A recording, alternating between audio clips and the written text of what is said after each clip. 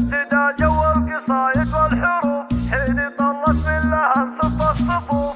ابتدى جو القصايد والحروف حين طلت من لها انصف الصفوف. من مهابتها لها يطيب الوقوف لأنها تشمخ على رؤوس المعال. أقبلت أم العريس ونورت أم تركيا الجماهير احضرت وبالفخر والعز والله تصدرت وزينت بحضورها أحلى الليال. أم تركي تستحق من القصيد شي غير وشي خيالي وجديد لأن كل وصف بها نادر فريد كمل الله وصفها بخير الخصال. افرحي يا أم تركي غالية واسعدي جعل السعادة عالية واشمخي الطيبة والوافية لأجلك الليلة نقيم الكرنفال وافخري في محفل ابنك لك فخر. العريس محمد العالي القدر محمد اللي لك شموخ معتبر. ارفع الراس بكفو شيخ الرجال محمد بن العز نسل الطيبين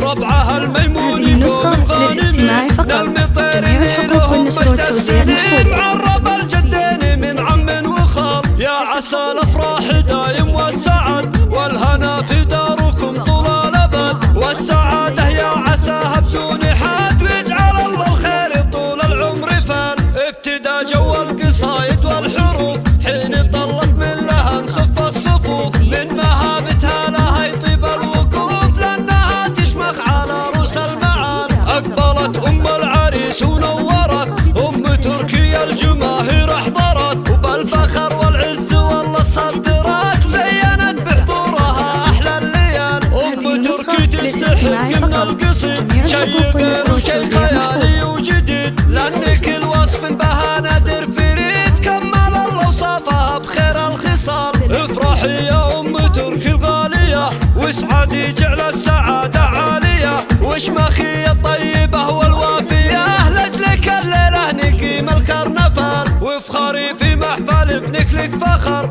العريس محمد العالي القدر محمد اللي لك شموخ معتبر. ارفع الراس بكفو شيخ الرجال محمد بن العز نسل الطيبين ربعها الميمون يقوم غانمين نلمي طير اللي لهم مجد السنين معرب الجدين من عم وخال. يا عسى الافراح دايم والسعد والهنا في داركم طول الابد والسعادة